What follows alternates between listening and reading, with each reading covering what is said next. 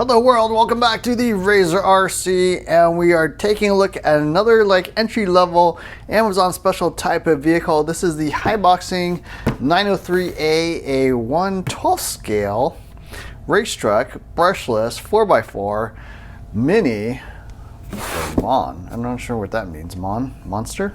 Mon truck. It's a Mon truck. Anyways, that's what it looks like. Obviously, styling wise, very similar to something like Arma Notorious or Outcast or something. Another quick look at the box.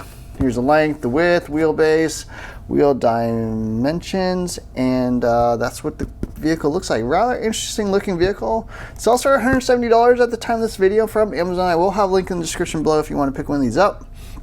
Aluminum shocks, all metal gears, including differentials, ESC and brushless motor, wheelie bar. Looks like a combo ESC and radio, so we'll take a look at that. Anything else here on the back? General safety information, made in China, as you might expect. So yeah, let's take a look and see what comes included in the box. Okay, so here's everything out of the box. First off, they look like they've got sort of quality control or quality improvement. It comes with a pretty nice, actually, catalog of all the different vehicles they make. They do pretty much focus more on the smaller scale stuff, 1/12, 1/14, but they do have one big boy here, the item number T6. So that's a 1/6 scale brushless buggy, I guess. Looks like they also have a sandrail and a regular type buggy, but rather interesting. You can check this thing out if you're interested in more about this vehicle, including all the option parts. Full color catalog, actually really nice. They even have a little drivetrain diagram. Exploded thing, and then a little backstory about the company.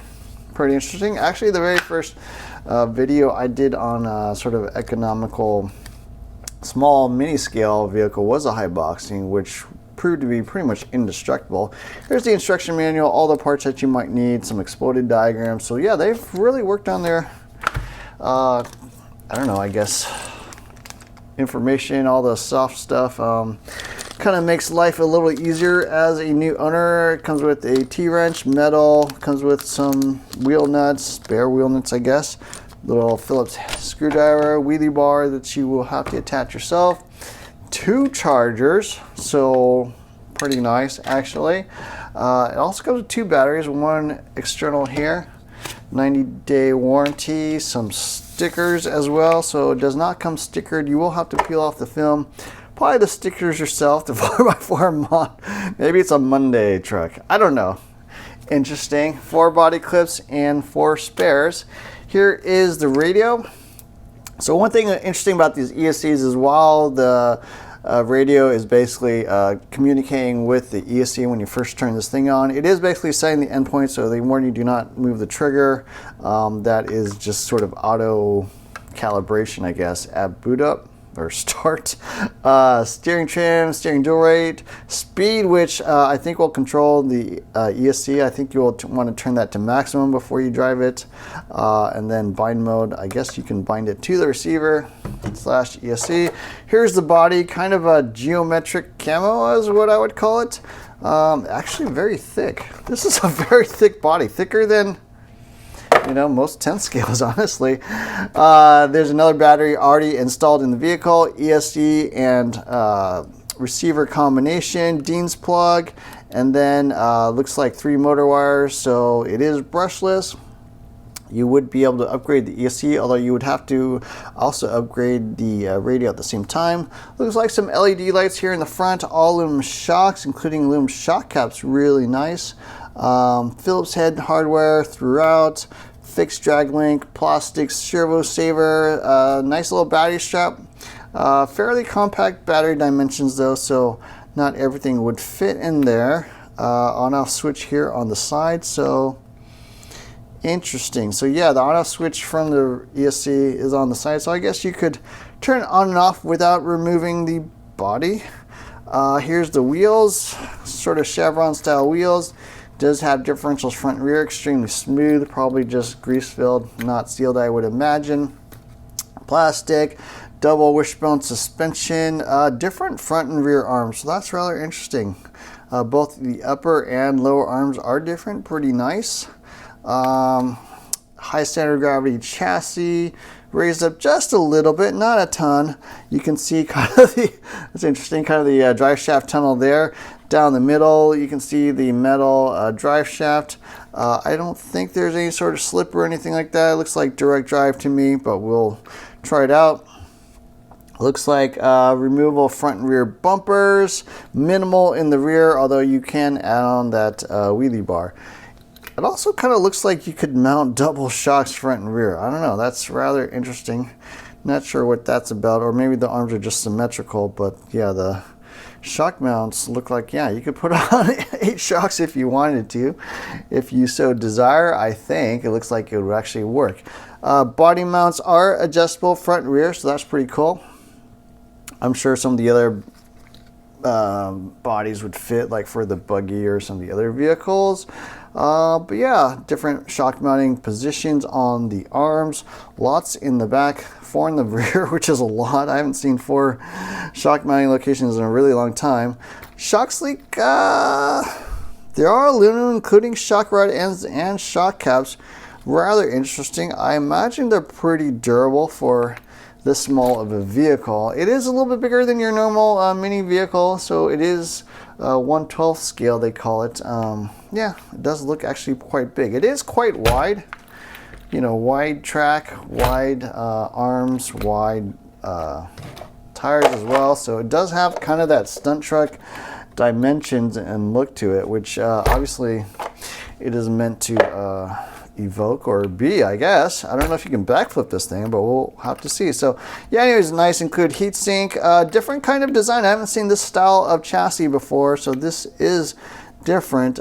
Single bell crank, rather interesting there on the side, but it does have kind of a lower Ackerman bar here on the bottom. So bottom mounted Ackerman bar again, I have not seen. Metal drive shafts, front and rear, including CVAs in the front, dog bones in the rear. Pretty nice. Servo saver seems really, really, really soft. So that might be a bit of an issue in just terms of steering. But yeah, seems like a decent vehicle overall. Oil-filled shocks. Preload adjusters on, threaded preload adjusters on the shock. So yeah, pretty nice. Kind of a beadlock looking wheel, but they are glued. Doesn't feel like there's any foams in the tires. Either that or just very soft foams maybe. So yeah, next thing we're going to do is take this thing out and drive it. All right, we've got the truck all set up for its first run. I did have to apply the stickers and take off the protective film.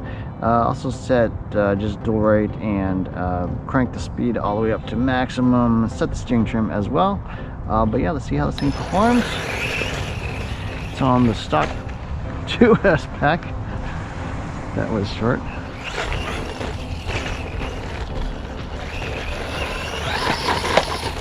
Full throttle there. Steers well. It's very wide. It's a very wide truck, so.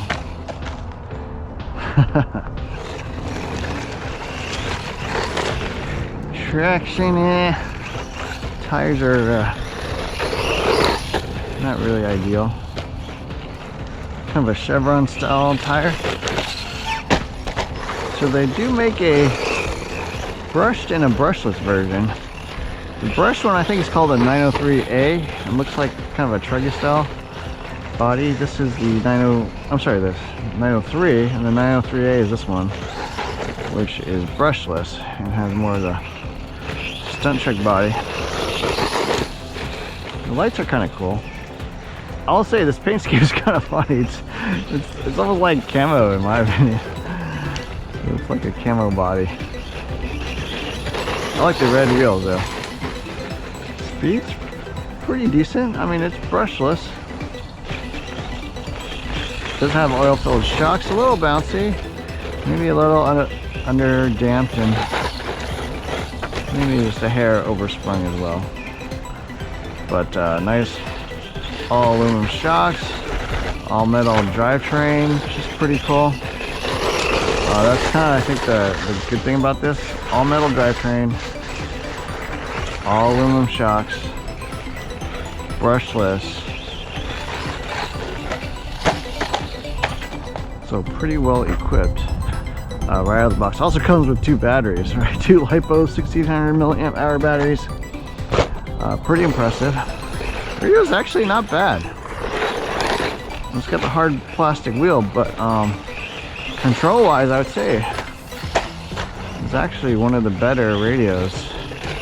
It is a combo ESC and radio, so to change out the ESC, you will have to change the radio as well. It's very flat. Getting more used to this, I'll say.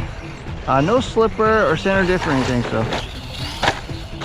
that's the #1 performance kind of design thing it doesn't have.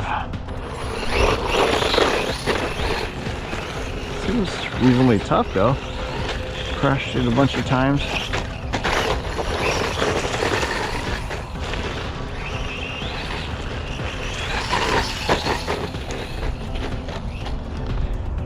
But yeah, the suspension a little oversprung, a little underdamped, so it doesn't quite soak up the bumps all that well. More bounces off everything.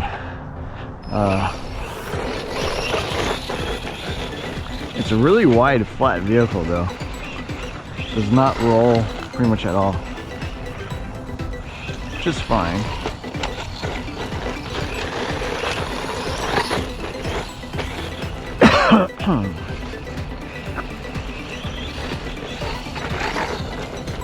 But I've been recently driving the Savage XS, which is kind of the same size as this actually. It's got the same wheelbase. The Savage is actually more narrow. This is pretty wide.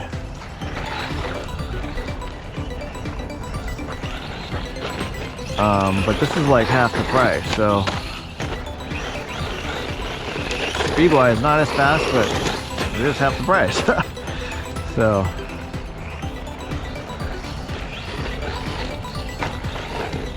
not bad.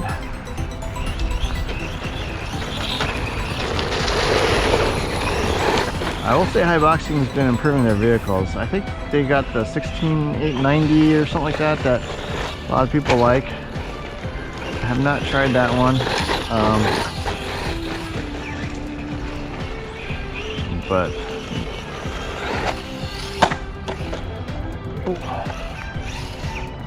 yeah, you're not going to be able to flip that over. But yeah, decent little vehicle. Just needs a little shock tuning. Maybe group your tires would help a little bit. But radio is actually pretty good. ESC seems fine. Throttle linearity, steering linearity, actually pretty okay.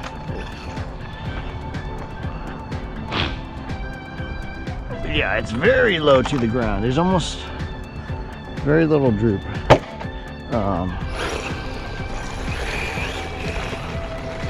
It's very wide, very low feeling. That's kind of how it drives.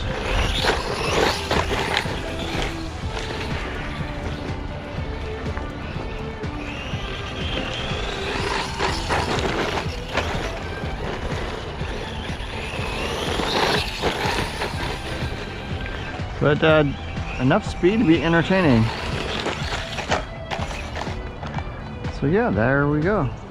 Okay, there's some running footage on the Haiboxing 903A, and just want to share my final thoughts. First off, it actually drives pretty well. I was kind of surprised. I really had no idea how this thing would perform at all. It's really wide. It's almost like a square. It looks like a stunt truck. It does not drive like a stunt truck at all. It really drives like a flat, low altitude type vehicle. But traction was actually pretty decent with these tires. I mean, the ground was really good traction in general because it was like a damp dirt, so high traction. So I don't know how this would perform in loose traction, but drove pretty well.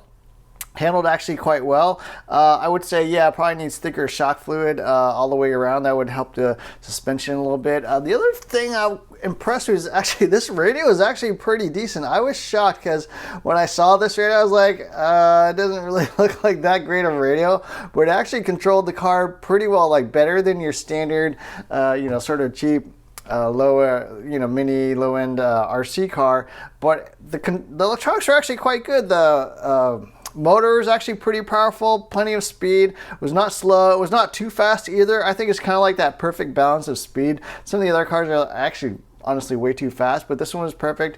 Really nice components all the way around. So overall, I was actually pretty impressed. Usually there's something wrong with the cars that I would say, either the radio's bad or the ESC is not very good, or whatever, the price is too high, something like that. This thing actually all the way around I thought was a pretty good vehicle. It comes with 2 batteries, I think, which is pretty nice. It comes with 2 chargers, which is actually pretty nice. It does have a wheelie bar, which I did not use. The body is probably the only thing I kind of don't like. I don't really like the paint job. But I mean, if that's the worst thing you have to see about RC cars, that's not really that bad, because I mean, it's just cosmetic, right? The only thing performance-wise I wish they had was some sort of slipper or center differential or something like that. I mean, most of these RC cars don't have that. A couple do, and it does make a huge improvement when you're driving on dirt to have some sort of slipper rather than a spool, which is what this car has. But yeah, the car actually drove pretty well. I was impressed all the way around. Nothing broke. Does have the little lights, which I kind of like. Does have the all-metal drivetrain, which I think is awesome.